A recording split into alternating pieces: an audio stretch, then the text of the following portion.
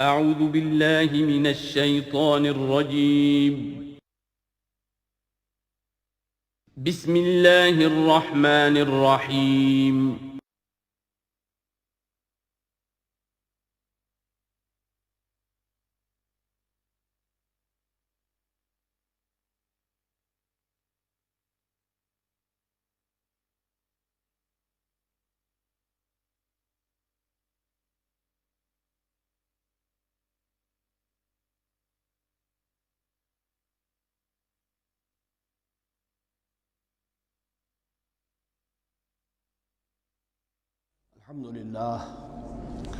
الحمد للہ وکفی والصلاة والسلام علی عبادہ الذین اصطفی اما بعد فاعوذ باللہ من الشیطان الرجیم بسم اللہ الرحمن الرحیم وَإِذْ قَالَ رَبُّكَ لِلْمَلَائِكَةِ إِنِّي جَاعِلٌ فِي الْأَرْضِ خَلِيفَةً قالوا وتجعل فيها من يفسد فيها ويسفك الدماء ونحن نسبح بحمدك ونقدس لك قال إني أعلم ما لا تعلمون صدق الله العظيم رب اشرح لي صدري ويسر لي أمري واحلل عقدة من لساني يفقهوا قولي۔ جیسا کہ میں نے عرض کیا تھا، سورہ بقرہ کے پہلے 4 رکوع نہایت اہم ہیں، نہایت جامع ہیں۔ پہلے 2 رکوعوں میں 3 قسم کے انسانوں کی وضاحت کی گئی، 3 قسم کے کردار کے نقشے کھینچ دیے گئے۔ تیسرے رکوع میں قرآن مجید کی دعوت کا خلاصہ آ گیا، توحید فی العقیدہ، توحید فی العمل، یعنی عبادت اللہ کی، ایمان بالرسالت، قرآن مجید کو منزل من اللہ کلام ماننا۔ اس میں اگر شک ہے تو جو بھی چیلنج تھا، اگر واقعتاً تمہیں شک ہے، حقیقت میں شک نہیں ہے، لیکن جیسا کہ تم کہہ رہے ہو کہ تمہیں شک ہے تو کوشش کرو اس کے مقابلے کی ایک صورت بنانا ہو۔ پھر آخرت، جنت اور دوزخ، ان دونوں کا تذکرہ ہو گیا۔ پھر ایک خاص مسئلہ جو قرآن مجید کے اسلوب پر اعتراض کی شکل میں آیا کہ اس میں مچھر جیسی حقیر شے کا بھی تذکرہ ہے، اس کی حکمت بیان کر دی گئی کہ تشبیہ اور تمثیل میں ظاہر بات ہے کہ ممثل لہو اور ممثل بہی میں مناسبت چاہیے۔ جس چیز کے لیے تمثیل بیان کی جا رہی ہے، جس شے سے تمثیل بیان کی جا رہی ہے، ان میں مناسبت ہونی چاہیے، اس میں عظیم یا حقیر کا کوئی سوال نہیں۔ پھر یہ بات کہ جن لوگوں کے دلوں میں زیغ ہے، کجی ہے، وہ اس قرآن سے بھی ان کی ضلالت میں، گمراہی میں اضافہ ہوگا۔ جو لوگ طالب حق ہیں ان کو یہ قرآن مجید ہدایت دے گا۔ اور کن کو اللہ گمراہ کرتا ہے؟ جو سرکش ہے، جو نمبر 1 اللہ سے جو عہد کر کے دنیا میں آئے تھے اس کی خلاف ورزی کر رہے ہیں اور صلہ رحمی کے بجائے قطع رحمی کرتے ہیں۔ اس کے بعد ایک بہت اہم فلسفیانہ بات آ گئی، اور اسی کے ضمن میں میں نے اصل میں یہ ساری بات دہرائی ہے۔ میں نے کہا تھا کہ یہ بات واضح ہوگی آگے جا کر سورہ غافر میں۔ پھر ذہن میں لائیے کہ جب یہ صورت نازل ہوئی ہے، سورہ غافر نازل ہو چکی تھی، لہذا یہاں اجمالی تذکرہ ہے، وہاں تفصیلی تذکرہ ہے۔ اہل جہنم کا قول نقل ہوا ہے، ربنا امتنا اثنتین واحییتنا اثنتین فاعترفنا بذنوبنا فہل الی خروج من سبیل۔ اے اللہ، تو نے 2 مرتبہ ہم پر موت وارد کی، 2 مرتبہ ہمیں زندہ کیا، اب ہم نے اپنے قصور تسلیم کر لیے، تو اب یہاں سے بھی کوئی اور مرحلہ ہے یا نہیں؟ یہاں سے نکلنے کا بھی کوئی راستہ ہے یا نہیں؟ اس سے حقیقت یہ واضح ہوئی، انسان کی تخلیق اول ہوئی عالم ارواح میں، صرف ارواح کی حیثیت سے، اور حدیث میں آتا ہے الارواح جنود مجندہ، لشکروں کی شکل، تمام انسان۔ ان سے عہد لیا گیا الست بربکم قالوا بلا، پھر سلا دیا گیا ارواح کو۔ یہ گویا کہ پہلی موت تھی جو ہم گزار آئے۔ پھر عالم خلق کا مرحلہ آیا۔ عالم خلق میں یہ تناسل کے ذریعے سے رحم مادر میں جب ایک جنین تیار ہوتا ہے تو ایک حدیث ہے، حضرت عبداللہ ابن مسعود سے 4 مہینے کا جب جنین ہو جاتا ہے تو اس کے بعد وہ روح لا کر اس میں پھونک دی جاتی ہے. یہ گویا کہ احیاء اولا ہو گیا، پہلی مرتبہ کا زندہ کیا جانا، پہلی موت کی نیند سے جگا دیا گیا. اے تازہ واردان بساط ہوائے دل، اب ہم اس دنیا میں اس جسد کے ساتھ زندہ ہوئے، اب پھر موت آئے گی، جسد یہی چلا جائے گا جہاں سے آیا تھا، روح جہاں سے آئی تھی وہاں واپس جائے گی. ثم یمیتکم ثم یحییکم ثم الیہ ترجعون، پھر تمہیں اللہ کی طرف لوٹا دیا جائے گا. یہ ہے بہت گہرا نقطہ فلسفہ دین کا. اس کے بعد مضمون شروع ہو رہا ہے خلافت کا، جس کا اجمالی جو ہے تذکرہ تیسرے رکوع کی آخری آیت میں آ گیا. هو الذی خلق لکم ما فی الارض جمیعا، زمین میں جو کچھ ہے اے انسانوں تمہارے لیے پیدا کیا گیا. اسی کے ساتھ جڑتا ہوا مضمون اب خلافت کا آ رہا ہے. وَإِذْ قَالَ رَبُّكَ لِلْمَلَائِكَةِ إِنِّي جَاعِلٌ فِي الْأَرْضِ خَلِيفَةً، اور یاد کرو جب کہ کہا تھا تمہارے رب نے فرشتوں سے میں بنانے والا ہوں زمین میں ایک خلیفہ. اب خلیفہ کی حقیقت کو سمجھیے. خلیفہ کسے کہتے ہیں؟ نائب. عام طور پر لوگوں کو مغالطہ ہوتا ہے کہ خلیفہ جانشین جو ہے وہ تو کسی کے موت کے بعد ہوتا ہے، زندگی میں تو نہیں ہوتا. لیکن یہاں اصل میں ہمارے لیے بہت آسان ہے. انسان کی جو اصل حقیقت ہے اس دنیا میں، اس کو سمجھنے کے لیے یوں سمجھیے کہ ہم آج سے 50 سال پہلے انگریز کے غلام تھے.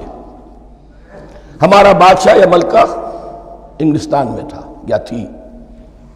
دہلی میں وائس رائے ہوتا تھا. وائس رائے کا کام کیا ہے؟ جو حکم آیا ہے ہز میجسٹیز گورنمنٹ کا یا ہر میجسٹیز گورنمنٹ کا جو حکم آیا ہے بلا چون و چرا، بغیر کسی تغیر اور تبدل کے نافذ کرے. ہاں جہاں کوئی حکم وہاں سے نہیں ہے تو یہاں کے حالات میں بہترین اپنی رائے قائم کرے، غور و فکر کرے یہاں کی مصلحتیں کیا ہے.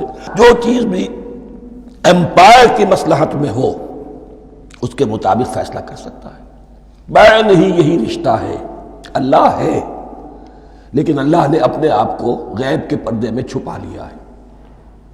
زمین پر انسان ہے.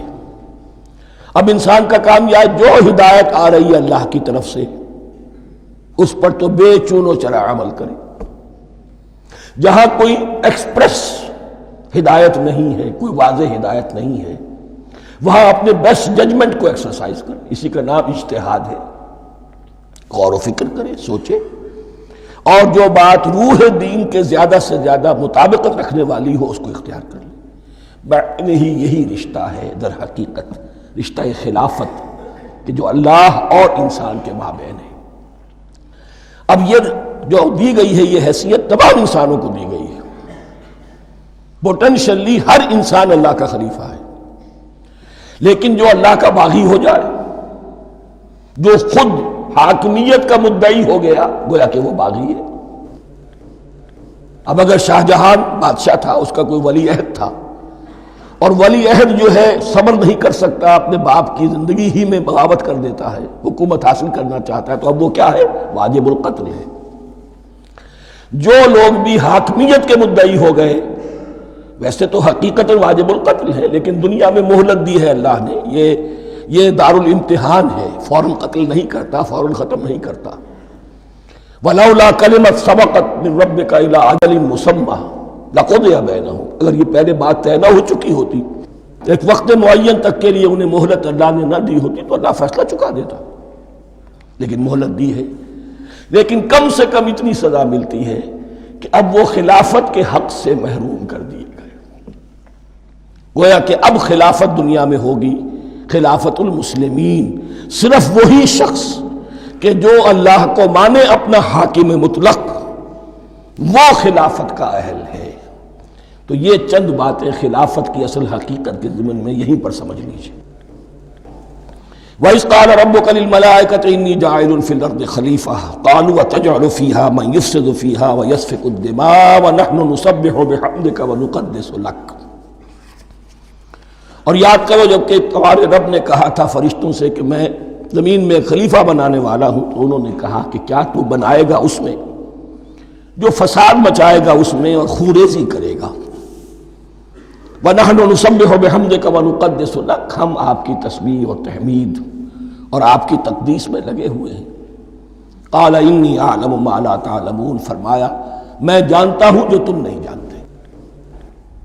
اب یہاں سوال پیدا ہوتا ہے کہ فرشتوں کو یہ گمان کیسے ہوا، یا یہ خیال کیسے ہوا؟ دو رائے ہیں اس میں۔ ایک تو یہ کہ انسان کی تخلیق سے پہلے اس دنیا میں جنات تھے، اور انہیں بھی کچھ اللہ نے تھوڑا سا اختیار دیا تھا، اور انہوں نے یہاں فساد مچایا۔ انہی پر قیاس کرتے ہوئے فرشتوں نے سمجھا کہ انسان بھی پھر زمین میں فساد مچائے گا، خوریزی کرے گا۔ ایک دوسری اصولی بات یہ کہی گئی ہے کہ خلافت کا لفظ جب استعمال ہوا تو اس کے معنی ہے کہ کوئی نہ کوئی اختیار بھی ملے گا۔ جنات کے بارے میں خلافت کا لفظ کہیں نہیں آیا، انسان کے بارے میں آ رہا ہے۔ خلیفہ بالکل بے اختیار نہیں ہوتا، جیسا کہ میں نے عرض کیا، جہاں واضح حکم ہے تو اس کی تو تنفیذ، یہاں نہیں ہے وہاں اپنی رائے سے جتنا بھی بہتر سے بہتر سوچ سکتا ہو انسان رائے قائم کرے۔ یہ اختیار جو ہے، ظاہر بات ہے جہاں اختیار ہوگا صحیح استعمال ہونے کا بھی امکان ہے، غلط استعمال ہونے کا بھی امکان ہے۔ اختیار تو بلکہ یہ کہ آپ کا پولیٹیکل سائنس کا تو ایکسیم یہ ہے، authority turns to corrupt and absolute authority corrupts absolutely۔ تو ٹینڈنسی کرپشن کی ہوتی ہے اختیار کے اندر۔ اس بنا پر انہوں نے قیاس کیا کہ اس میں فساد ہوگا، خوریزی ہوگی۔ اللہ تعالیٰ نے فرمایا اپنی حکمتوں سے میں خود واقف ہوں، میں کیوں بنا رہا ہوں یہ میں جانتا ہوں، تم نہیں جانتے۔ وَعَلَّمَ آدَمَ الْأَسْمَاءَ كُلَّهَا، اور اللہ نے سکھا دیے آدم کو تمام کے تمام نام۔ اب اس میں بھی ایک رائے تو یہ ہے، بلکہ اس میں تقریباً اجماع ہے مفسرین کا، کہ اس سے مراد ہے تمام اشیاء کے نام، اور تمام اشیاء کے نام سے مراد ہے ان کی حقیقت کا علم۔ ہیومن نالج جو ہے، اگر آپ اس کا تجزیہ کریں گے تو وہ یہی ہے کہ انسان ایک چیز کو پہچانتا ہے، پھر اس کے لیے ایک نام رکھتا ہے یا کوئی ٹرم اس کے لیے قائم کرتا ہے۔ اس نام یا ٹرم اور اس کے حوالے سے، اصطلاح کے حوالے سے بہت سے حقائق کو اپنے ذہن کے اندر محفوظ کرتا ہے۔ تو گویا کہ ان علمہ آدم الاسماء کلہا، تمام نام سکھا دیے کل مادی کائنات کے اندر جو کچھ وجود میں آنے والا تھا، ان سب کی حقیقت سے پوٹینشلی حضرت آدم کو آگاہ کر دیا۔ یہ پوٹینشل علم ہے، ہیومن نالج، جو ایکوائرڈ نالج ہے، جو انسان کو سم اور بصر اور اپنے اس دماغ کے کمپیوٹر کے ذریعے سے حاصل ہوتا ہے۔ ایک ہے ریویلڈ نالج جو اللہ وحی کے ذریعے سے بھیجتا ہے، ایک ہے ایکوائرڈ نالج، انسان خود علم حاصل کرتا ہے۔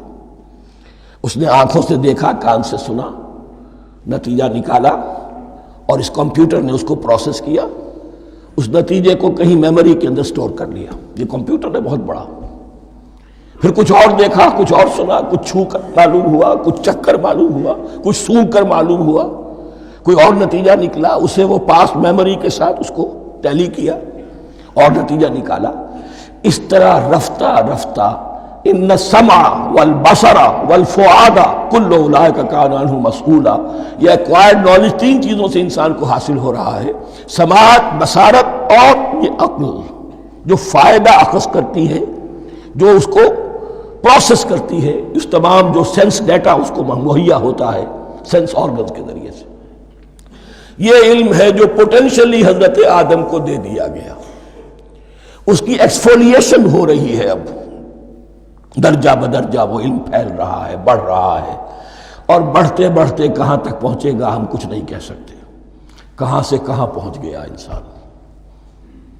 اس نصف صدی کے اندر علم انسانی میں جو ایکسپلوژن ہوا ہے، میں اور آپ اس کا تصور تک نہیں کر سکتے۔ اکثر بڑے بڑے جو سائنسدان ہیں انہیں تصور نہیں ہے، اس لیے کہ ایک شخص اپنی لائن فزکس کے بارے میں جانتا ہے کیا کچھ ہو گیا، یا فزکس کی بھی کسی شاخ کے بارے میں جانتا ہے، باقی دوسری جو لائن ہے اسے کچھ پتہ نہیں۔ اسپیشلائزیشن کا دور ہے، لہذا جو ایکسپلوژن کہا جائے، دھماکہ ہوا ہے علم کا، اس کا کوئی اندازہ نہیں ہے ہمارے۔ اور کس تیزی کے ساتھ وہ چیز آگے بڑھ رہی ہے، کس تیزی کے ساتھ ایک چیز آج جو ایجاد ہوئی چند دنوں کے اندر اندر اس کے بعد اس کا نیا کوئی ورشن آ جاتا ہے اور یہ چیز جو ہے آبسولیٹ ہو جاتی ہے۔ کمیونیکیشن کے اندر جو انقلاب عظیم برپا ہوا، تو آپ یہ سمجھیے کہ اقبال نے جو شعر کبھی کہا تھا کہ عروج آدم خاکی سے انجم سہمے جاتے ہیں کہ یہ ٹوٹا ہوا تارا مہ کامل نہ بن جائے، اور یہ مہ کامل بنے گا کب؟ جب دجال کی شکل اختیار کرے گا۔ دجال کون ہوگا؟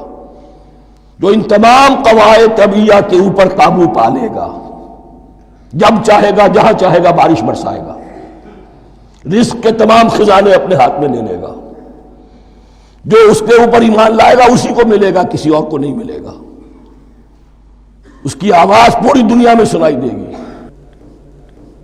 وہ چند دنوں کے اندر پوری دنیا کا چکر لگا لے گا۔ یہ ساری چیزیں جو حدیث میں دجال کے بارے میں آئی ہیں وہ اسی علم آدم ایکوائرڈ نالج کے اس حد کو پہنچ جانا کہ وہ ٹوٹل مسٹریز نیچر کی جو ہے وہ اس پر منکشف ہو جائے اور ان قواعد طبیعہ کو وہ ہارنس کر لے، قابو میں لے آئے اور انہیں استعمال کرے۔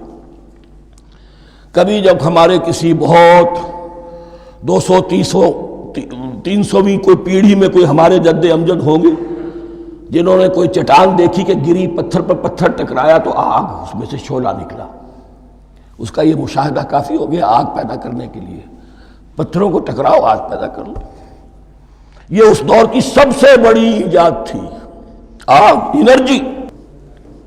اب وہ انرجی کہاں سے کہاں پہنچی، وہ آگ نے بھاپ کی شکل اختیار کی، پھر ہم نے بجلی ایجاد کی، اور کب کیا ہے ایٹمک انرجی ہے اور نہ معلوم کیا کیا ہے، واللہ اعلم۔ ان تمام چیزوں کا تعلق ہے خلافت ارضی کے ساتھ، لہذا فرشتوں کو جو بتایا گیا وہ یہ ہے کہ آدم کو علم بھی دیا جا رہا ہے، صرف اختیار ہی نہیں دیا جا رہا، علم دیا جا رہا ہے۔ وَعَلَّمَ آدَمَ الْأَسْمَاءَ كُلَّهَا ثُمَّ عَرَضَهُمْ عَلَى الْمَلَائِكَةِ، پھر ان تمام اشیاء کو پیش کیا فرشتوں کے سامنے۔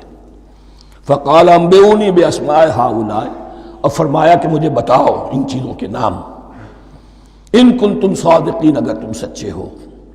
قالوا سبحانک لا علم لنا الا ما علمتنا، انہوں نے کہا پروردگار تو پاک ہے ہر نقص سے، ہر عیب سے، ہر ضعف سے، ہر احتیاج سے، مبرہ ہے، منزہ ہے، اعلیٰ ہے، ارفع ہے۔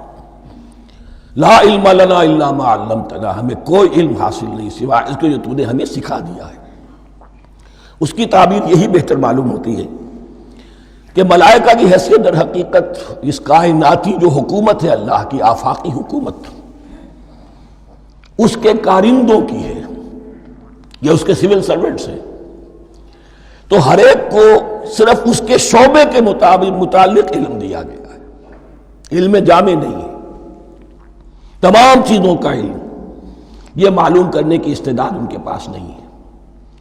کوئی فرشتہ فرض کیجئے بارش کے اوپر مامور ہے، کوئی پہاڑوں پر مامور ہے، جس کا ذکر سیرت میں آتا ہے کہ جب طائف میں حضور پر پتھراؤ ہوا ہے تو اس کے بعد ایک فرشتہ حاضر ہوا ہے کہ میں ملک الجبال ہوں، اللہ نے مجھے پہاڑوں پر مامور کیا ہوا ہے، آپ اگر فرمائیں تو جن لوگوں نے آپ کو ستایا ہے، یہ جو طائف جن دو پہاڑوں کے درمیان یہ وادی ہے، ان کو آپس میں ٹکرا دو کہ یہ پس کر اور سرما بن جائے۔ آپ نے فرمایا نہیں، کیا عجب، اللہ تعالیٰ ان کی اگلی نسلوں کو ہدایت دے دے۔ تو فرشتے ہیں، کوئی پہاڑوں پر مامور ہے، کوئی کسی خدمت پر مامور ہے، ان کو علم دیا گیا ہے صرف انہی کی اپنی جو بھی فرائض منصبی ہیں ان کے شعبے سے متعلق، کل نہیں۔ جامعیت جو ہے علم کی وہ ہے کہ جو حضرت آدم علیہ السلام کو پوٹینشلی دے دی گئی اور جو اب بڑھتے بڑھتے ایک بہت جلاور درخت بن چکا۔ سبحانک لا علم لنا الا ما علمتنا انک انت العلیم الحکیم، یقیناً آپ ہی کی ذات ہے جو کل کے کل علم کی حامل ہے اور جس کے اوپر حکمت بھی، جس کی حکمت بھی کامل ہے، باقی تو ہر مخلوق میں سے ہر ایک کا علم ناقص رہے گا۔ العلیم، کل علم کا جاننے والا تو ہی ہے، الحکیم، کل حکمت وہ تو تیرے ہی پاس ہے۔ قال یا آدم انبئہم باسمائہم، اللہ نے فرمایا کہ آدم ان کو بتاؤ ان کے نام۔ فلما انباہم باسمائہم، تو جب انہوں نے بتا دیے ان کو فرشتوں کو ان کے نام. قال الم اقل لکم انی اعلم غیب السماوات والارض. تو اللہ نے فرمایا کہ میں نے کہا نہیں تھا کہ میں جانتا ہوں آسمانوں اور زمین کی تمام غائب چیزوں کو جو تمہاری نگاہوں سے بھی اوجھل ہے. غیب میں ہر شے کا جاننے والا ہوں. وَأَعْلَمُ مَا تُبْدُونَ وَمَا كُنْتُمْ تَكْتُمُونَ. اور میں جانتا ہوں جو کوئی تم ظاہر کر رہے تھے اور جو کوئی تم چھپا رہے تھے. چھپانے میں محسوس ہوتا ہے کہ ان کی خواہش یہ تھی کہ خلافت ہمیں ملے. ہم خدام ادب ہیں، ہر وقت تسبیح و تحمید اور تقدیس میں مصروف ہیں، جو حکم ملتا ہے بجا لاتے ہیں. تو یہ خلافت کسی اور مخلوق کو کیوں ملے؟ یہاں صرف یہ اور بتا دوں کہ یہ چونکہ اب ایک تیسری مخلوق کا ذکر بھی بعد میں آئے گا. 3 صاحب تشخص مخلوقات ہیں اللہ کی. صاحب تشخص، صاحب شعور، جن میں میں کا شعور ہے. انا، میں. ایک ملائکہ ہیں، ان کی تخلیق نور سے ہوئی ہے. ایک انسان ہے جن کی تخلیق گارے سے ہوئی ہے. ایک جنات ہیں جن کی تخلیق آگ سے ہوئی ہے. باقی حیوانات ہیں، ان میں شعور تو ہے، خود شعور ہی نہیں ہے. Self consciousness, there is a world of difference between consciousness and self consciousness. انسان جب دیکھتا ہے تو اس کو یہ بھی معلوم ہے میں دیکھ رہا ہوں. کتا بلہ دیکھتا ہے، اسے یہ اندازہ نہیں ہوتا کہ میں دیکھ رہا ہوں. دیکھنے کا ایک نتیجہ ہے جو نکل آتا ہے، لیکن میں کا وجود نہیں ہے. یہ انا، سیلف، ایگو، یہ انسان میں ہے، جنات میں ہے، شعور میں، اور فرشتوں میں ہے. ایک نوری مخلوق، ایک ناری مخلوق، ایک زمین کے اس کرسٹ میں یہ جو مٹی اور گارے، مٹی اور پانی کا جو ملغوبہ ہے گارے کی شکل میں، اس سے بنا ہے. قال يا آدم انبئهم بأسمائهم فلما انبأهم بأسمائهم قال ألم أقل لكم إني أعلم غيب السماوات والأرض وأعلم ما تبدون وما كنتم تكتمون وإذ قلنا للملائكة اسجدوا لآدم فسجدوا إلا إبليس. اور یاد کرو جب کہ ہم نے کہا فرشتوں سے سجدہ کرو سب کے سب آدم کو، جھک جاؤ آدم کے سامنے. فسجدوا، ان سب نے سجدہ کیا. الا ابلیس، سوائے ابلیس کے. پہلی بات تو یہ سمجھیے کہ تمام ملائکہ کے سجدے کی ضرورت کیا تھی. کیا یہ صرف تعظیماً تھا؟ اور تعظیماً اگر تھا تو کیا آدم خاکی کی تعظیم تھی یا کسی اور شے کی تعظیم تھی؟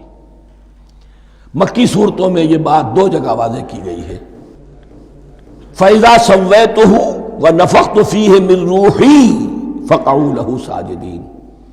جب میں اس آدم کی تخلیق مکمل کر لوں اور اس میں اپنی روح میں سے پھونک دوں، تب گر پڑنا اس کے سامنے سجدے میں. تعظیم اگر ہے تو آدم خاکی کی نہیں ہے، اس کے اندر جو ڈیوائن ایلیمنٹ ہے، جو ڈیوائن سپارک ہے، جو روح ربانی ہے، میری روح، اس کی ہے. اور نمبر 2، اس کی حکمت کیا ہے، علت کیا ہے، غرض و غایت کیا ہے؟ جیسا کہ میں نے عرض کیا، اس کائنات کی اس حکومت کے کارندے تو وہ ہیں. خلیفہ بنایا جا رہا انسان کو، جب تک یہ ساری سول سروس اس کے تابع نہ ہو خلافت کیسے کرے گا؟ دیکھیے میں جانا چاہتا ہوں، چوری کرنے کے لیے جانا چاہتا ہوں، راستے میں کتنے فیکٹرز ہوں گے، کتنے فزیکل فینومینا ہوں گے. میں چلنا چاہتا ہوں، میں زمین کو دھکیلتا ہوں، زمین مجھے دھکیلتی ہے، زمین مجھے نہ دھکیلے تو میں کیسے چلوں گا؟ یہ پوری کائنات جو ہے، یہ جب ہم کوئی ارادہ کرتے ہیں اور کوئی فعل کرتے ہیں تو اس فعل کے پورے ہونے میں، اس کے ظہور میں نہ معلوم کون کون سے ایلیمنٹس ہیں، کون کون سی فورسز آف دی نیچر ہیں جو ہمارے ساتھ موافقت کرتی ہے تو ہم وہ کام کر سکتے ہیں. اور ان سب پر فرشتے مامور ہیں، ہر ایک کی اپنی ڈومین ہے. اگر وہ تابع نہ ہوں تو خلافت کی کوئی معنی نہیں. خلافت دی گئی ہے، یہ ادھر جانا چاہتا ہے جانے دو، یہ نماز کے لیے مسجد میں جانا چاہتا ہے جانے دو، یہ چوری کے لیے نکلا ہے نکلنے دو. اس لیے کہ اس کو جو اختیار دیا گیا ہے، اس کے اختیار کے استعمال میں یہ تمام جو قوتیں ہیں وہ اس کے ساتھ موافقت کرتی ہیں، تب اس کا کوئی ارادہ وہ اچھا ہو یا برا وہ پایہ تکمیل کو پہنچ سکتا ہے۔ یہ گویا کہ سبارڈینیشن اس کے لیے سمبل کہ تمام فرشتوں کو جھکا دیا گیا۔ البتہ اس آیت میں ایک مغالطہ پیدا ہوتا ہے، الا ابلیس، سوائے ابلیس کے۔ مغالطہ یہ پیدا ہوتا ہے کہ شاید وہ بھی فرشتہ تھا، اس لیے کہ حکم تو فرشتوں کو دیا گیا تھا۔ پھر نوٹ کیجئے اس سے پہلے، بہت پہلے سورہ کہف نازل ہو چکی ہے، اور سورہ کہف میں فرما دیا گیا ہے کان من الجن ففسق عن امر ربی، وہ جن تھا پس اس نے سرکشی کی اپنے رب کے حکم سے۔ فرشتے کی شان یہ نہیں ہے، وہ اللہ کے کسی حکم کی سرتابی نہیں کرتا۔ لا یعصون اللہ ما امرہم ویفعلون ما یؤمرون، وہ اللہ کے کسی حکم کی نافرمانی نہیں کرتے اور جو حکم ملتا ہے بجا لاتے ہیں۔ یہ جنات کے اندر اختیار تھا، جیسے اختیار انسانوں کو دیا گیا ہے۔ جنات میں نیک بھی ہیں، بد بھی ہیں، اعلیٰ بھی ہیں، ادنا بھی ہیں، جیسے انسانوں میں۔ لیکن یہ عزازیل جو جن تھا، علم اور عبادت دونوں کے اعتبار سے بہت بلند ہو گیا تھا، اور یہ فرشتوں کا یوں سمجھیے کہ ہم نشین، فرشتوں کے ساتھ اس طور سے شامل، جیسے بہت سے انسان بھی اگر اپنی بندگی میں، زہد میں، عبادت میں، نیکی میں ترقی کریں تو ان کا ملائے اعلیٰ کے ساتھ، عالم ارواح کے ساتھ، عالم ملائکہ کے ساتھ ایک رابطہ قائم ہوتا ہے۔ اسی طریقے سے وہ جو عزازیل تھا، جن ہونے کے باوجود اپنی نیکی، عبادت، پارسائی اور اپنے علم میں فرشتوں سے بہت آگے تھا، اس لیے معلم الملکوت کی شکل اختیار کر چکا تھا۔ اس کو اپنی زوم تھا، یہ بات جیسا کہ میں نے عرض کیا 7 مرتبہ قرآن میں یہ بات آئی ہے، قصہ ابلیس و آدم، کہ فرشتوں کو حکم ہوا کہ سجدہ کرو، سب جھک گئے، ابلیس نے سجدے سے انکار کر دی 7 مرتبہ۔ یہ 7ویں مرتبہ ہے جو ہم پڑھ رہے ہیں، مصحف میں پہلی مرتبہ آ رہا ہے، ترتیب نزول میں 7ویں مرتبہ آ رہا ہے۔ یہ آدم و ابلیس کا قصہ اس سے آگے سورہ اعراف میں آئے گا، پھر سورہ ہجر میں آئے گا، سورہ بنی اسرائیل میں آئے گا، سورہ کہف میں آئے گا، سورہ طٰہٰ میں آئے گا، سورہ صاد میں آئے گا، 6 مرتبہ مکی قرآن میں، 1 مرتبہ یہاں۔ تو یہاں اشارہ نہیں کیا، اس لیے مغالطہ ہو سکتا ہے، لیکن یہ کہ سورہ کہف میں آپ کو بتا چکا ہوں کان من الجن ففسق عن امر ربی، اس نے اپنے رب کے حکم سے سرتابی۔ ابلیس اس کا صفاتی نام ہے اب، اس لیے کہ اب لسیبلسو کے معنی ہوتے ہیں مایوس ہو جانا۔ یہ اللہ کی رحمت سے بالکل مایوس ہے، اور مایوس جو ہو جائے وہ شیطان ہو جاتا ہے۔ اب میرا تو چھٹکارا نہیں ہے، جتنوں کو برباد کر سکوں کروں، میری تو عاقبت خراب ہو چکی ہے، جتنوں کو اپنے ساتھ، ہم تو ڈوبے ہیں سنم، تم کو بھی لے ڈوبیں گے۔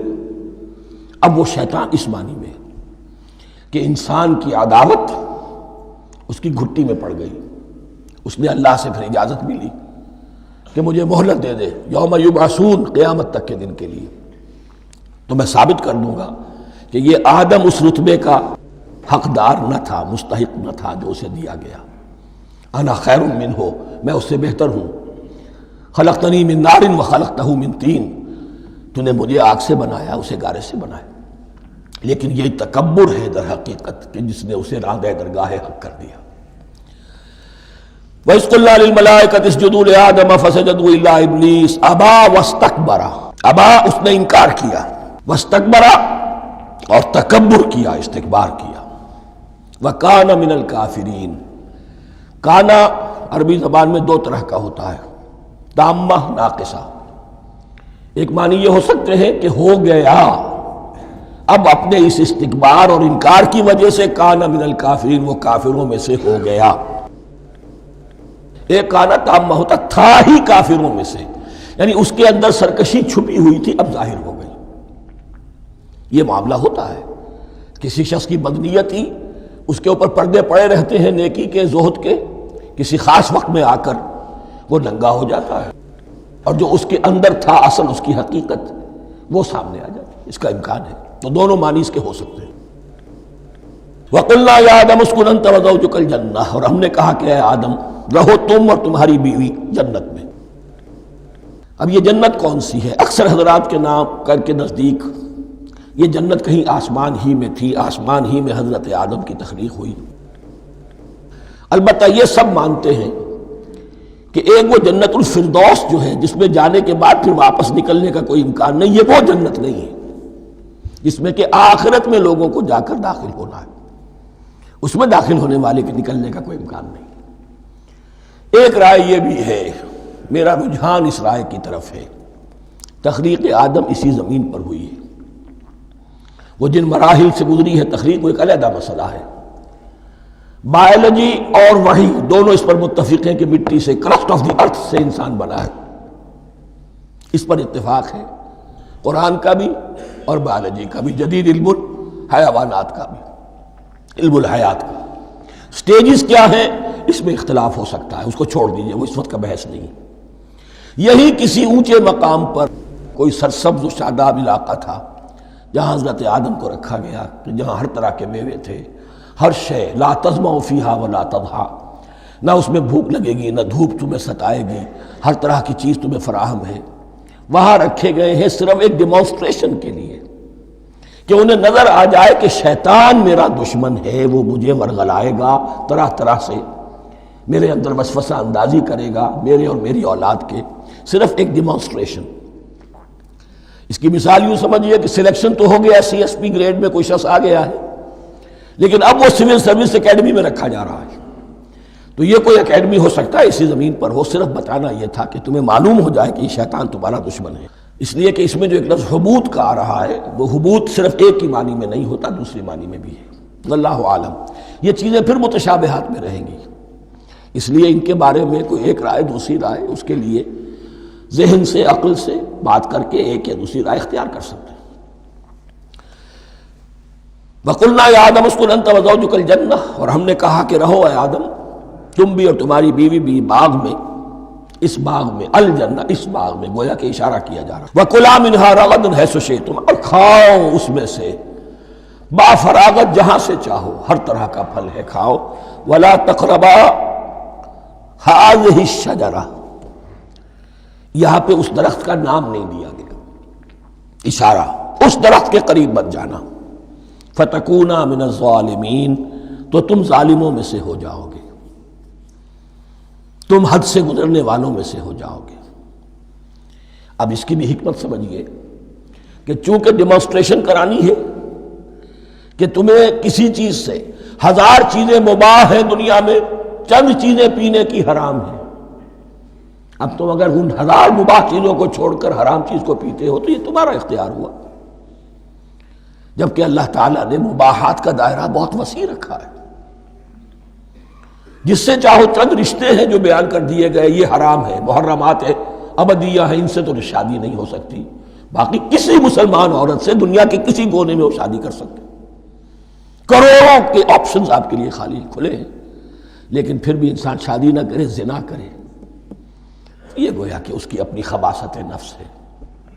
ایک نہیں، دو دو، تین تین، چار چار تک شادی کرو، اجازت ہے تمہیں۔ تو اس اعتبار سے مباحات، اب یہ پورا باغ تمہارے لیے مباح ہے، بس ایک درخت ہے اس کے پاس نہ جانا، اور درخت کا نام لینے کی کوئی ضرورت نہیں، تو آزمائش تھی نا، صرف ایک آزمائش اور اس کی ڈیمانسٹریشن۔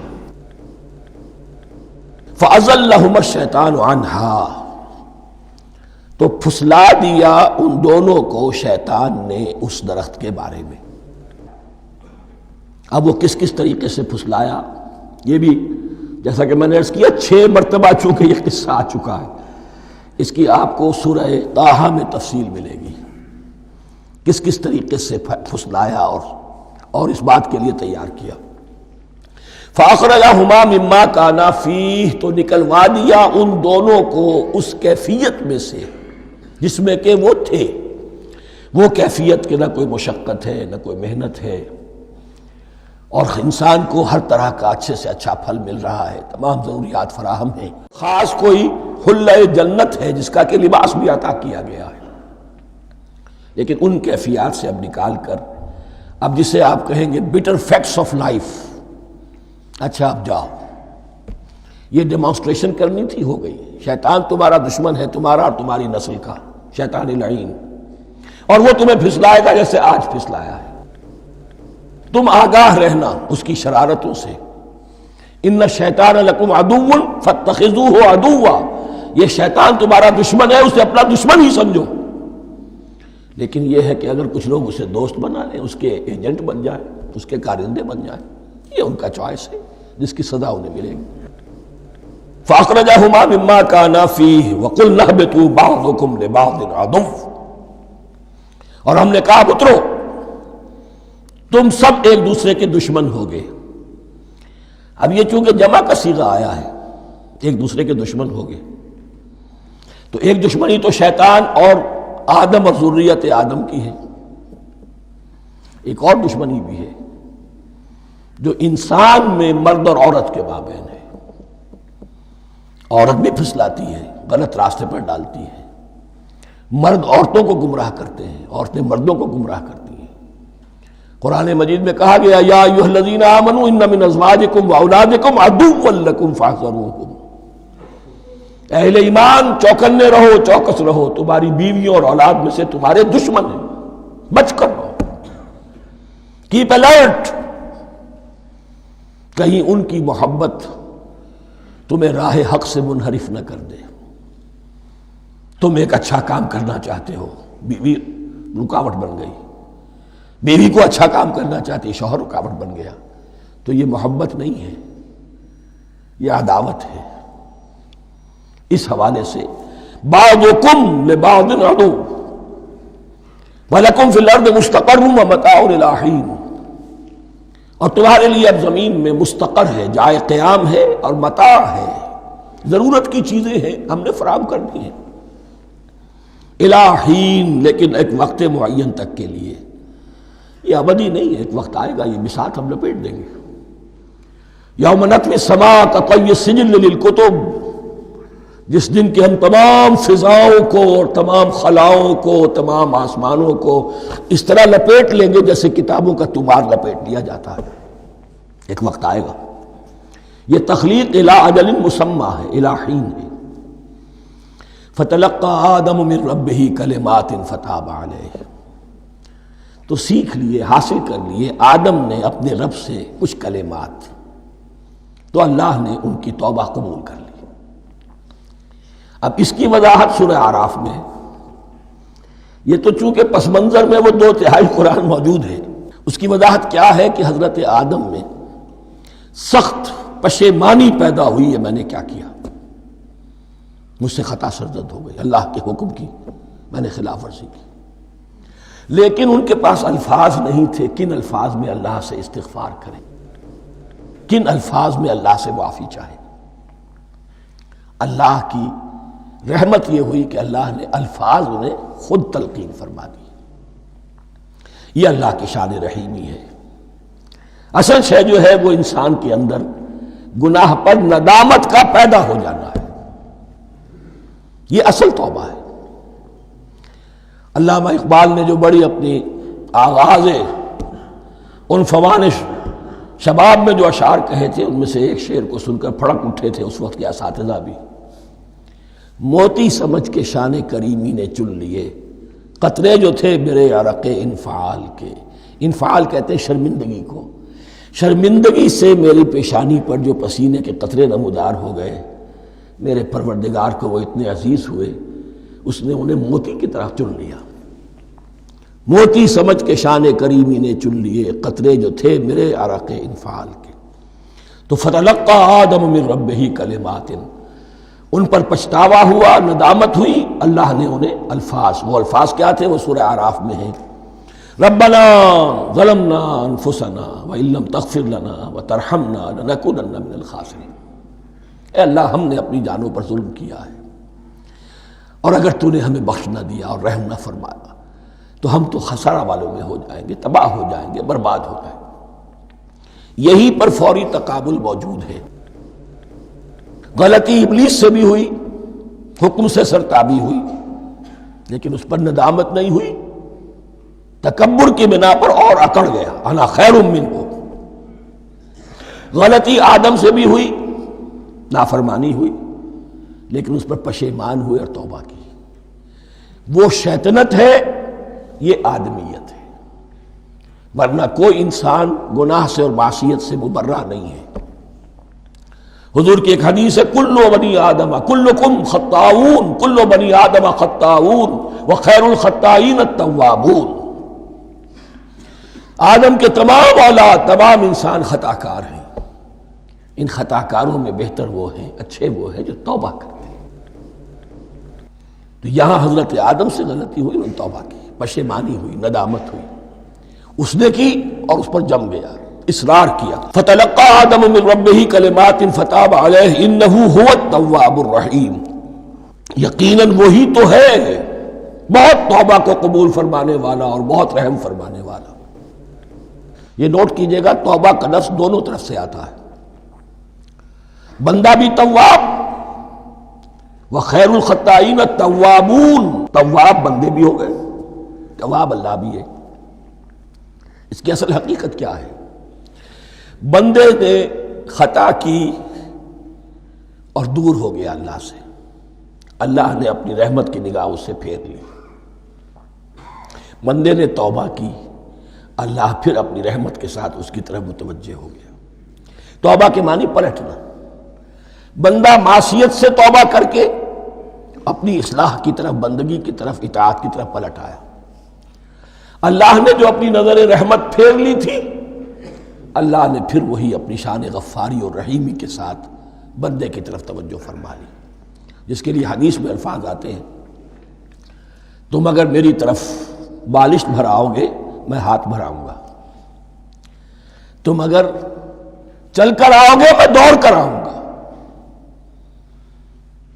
ہم تو مائل بکرم ہے کوئی سائل ہی نہیں، راہ دکھلائیں کسے رہنم منزل ہی نہیں۔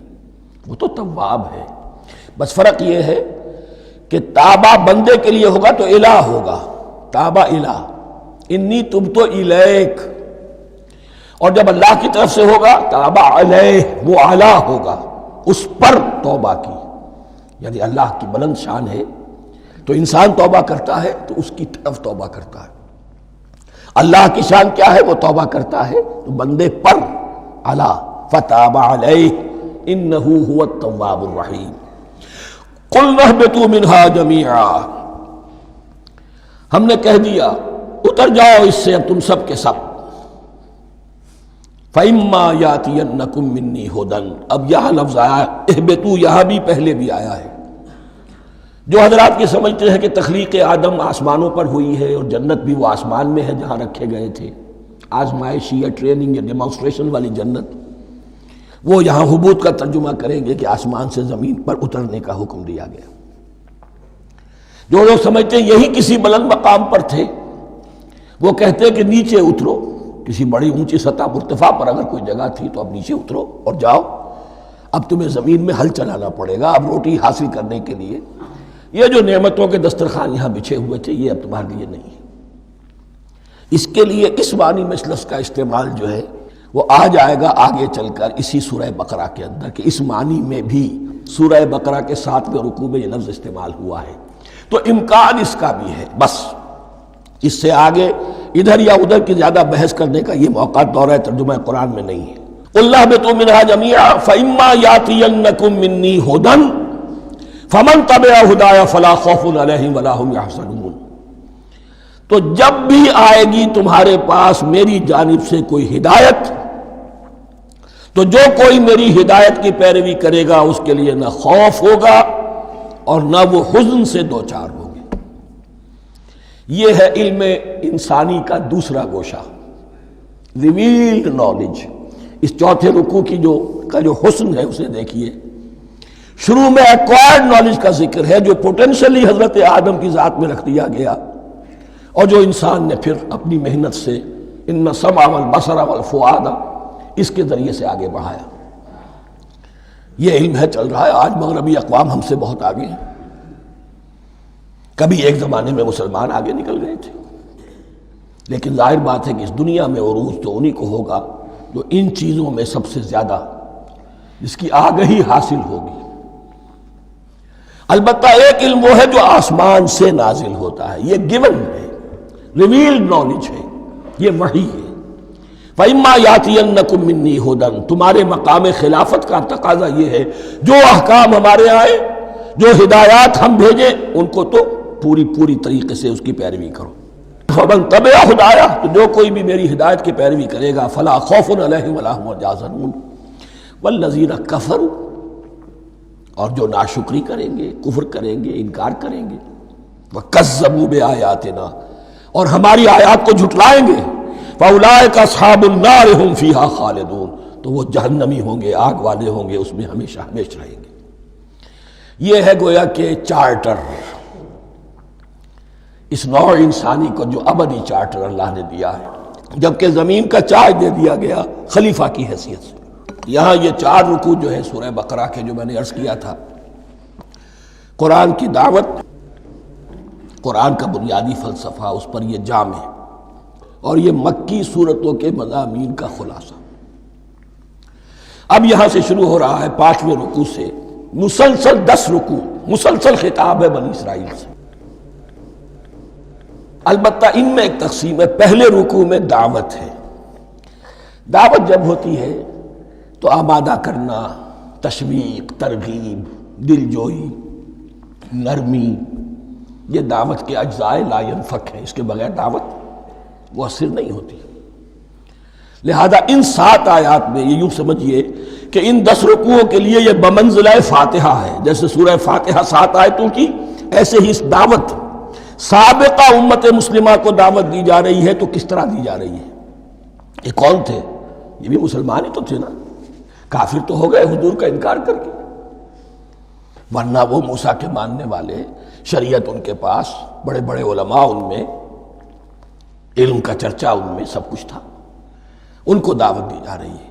لیکن میں اس لیے آپ کو چاہتا ہوں، اس کو توجہ دلا رہا ہوں، آج اگر مسلمانوں میں جو غافل ہو گئے، اپنی حقیقت کو بھول گئے، اپنے فرض منصبی سے غافل ہو گئے، دنیا کے اور قوموں کی طرح کی ایک قوم بن کر رہ گئے، اگر کوئی ایک داعی گروہ کھڑا ہو، کوئی جماعت، کوئی فرد، اور اس سے جماعت بنے، تو ظاہر بات ہے سب سے پہلے اسے اسی امت کو دعوت دینی ہوگی، اس لیے کہ دنیا تو اسلام کو پہچانے گی اس امت کے حوالے سے۔ فزیشین ہیل تھائی سیلف، پہلے یہ تو ٹھیک ہو، یہ کہیں پر صحیح اسلام کا نمونہ پیش کرے تو دنیا کو دعوت دے سکو گے، آؤ دیکھو یہ ہے اسلام۔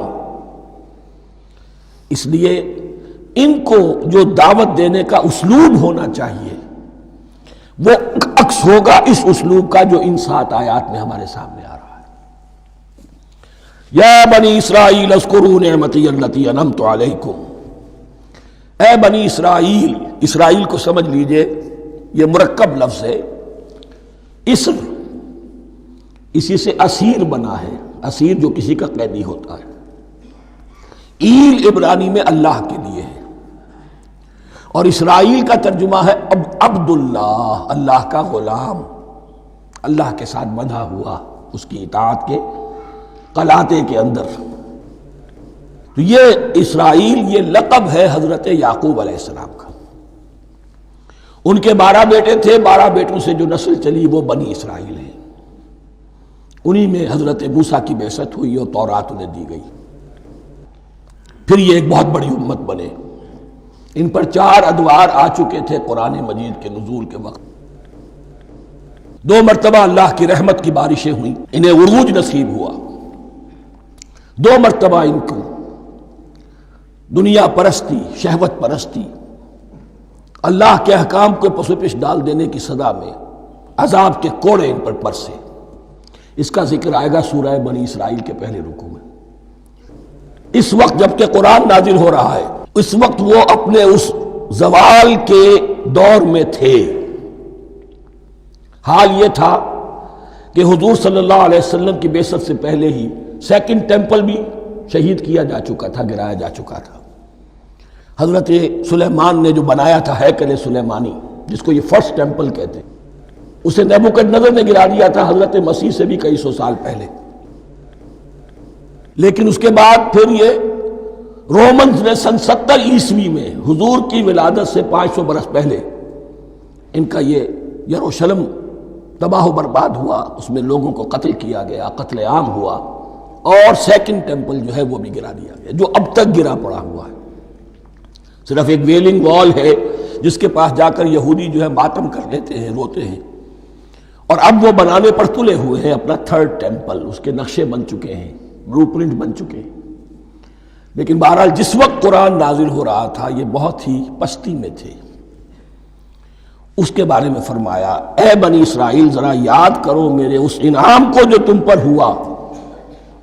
وہ انعام کیا ہے؟ میں نے تمہیں اپنی کتاب دی، نبوت سے سرفراز فرمایا، اپنی شریعت تمہیں عطا فرمائی، تمہیں داؤد، تمہارے اندر داؤد اور سلیمان جیسے بادشاہ اٹھائے جو بادشاہ بھی تھے، نبی بھی تھے۔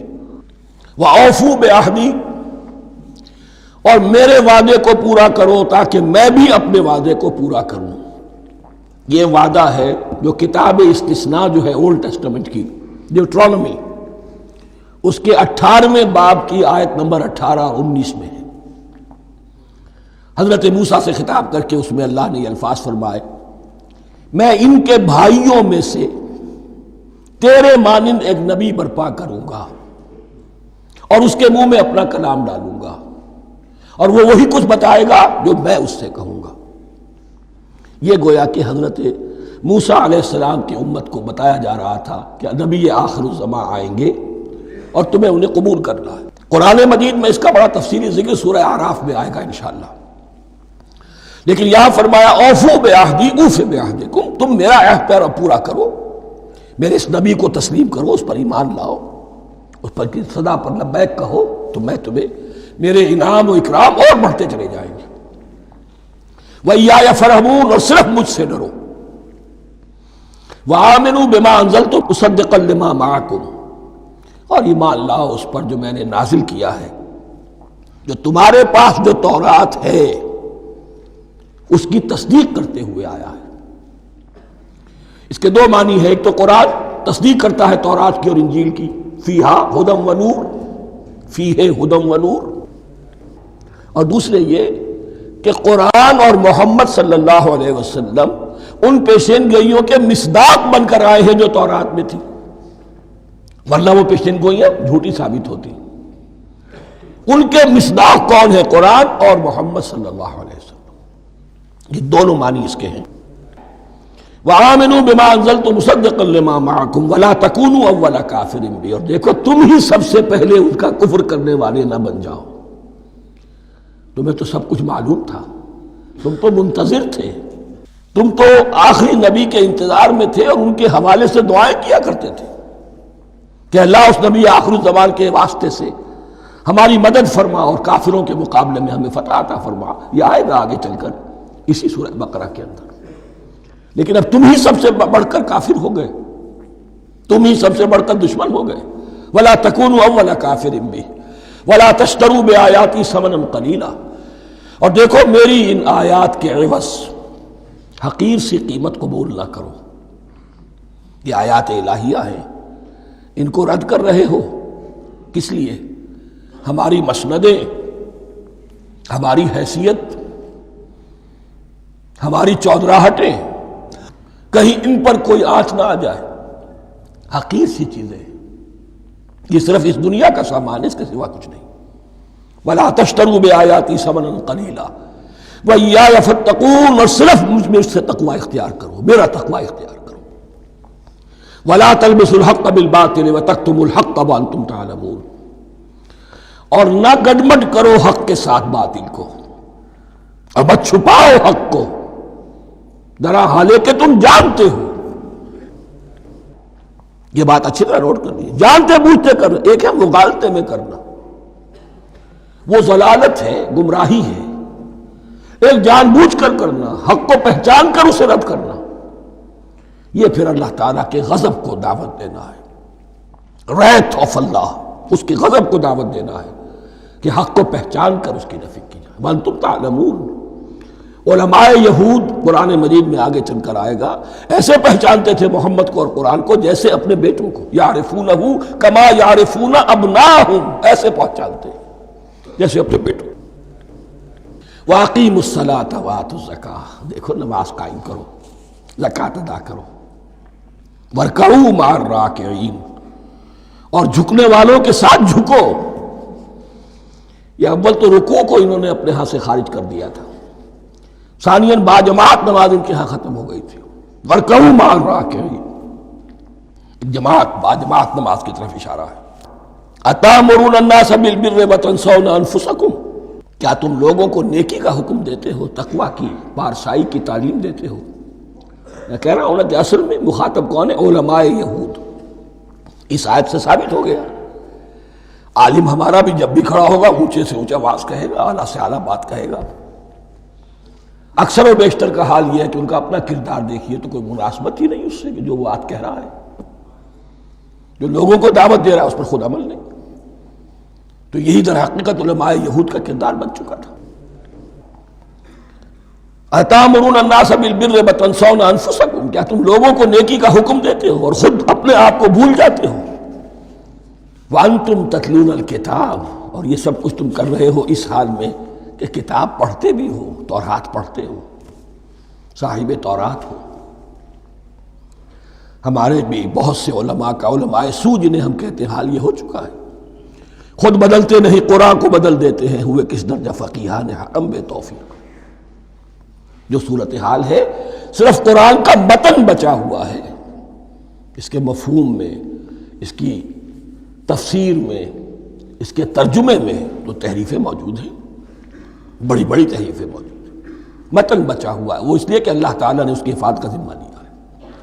وَاسْتَعِینُوا بِالصَّبْرِ وَالصَّلَاةِ، اور مدد حاصل کرو دو چیزوں سے، صبر اور نماز۔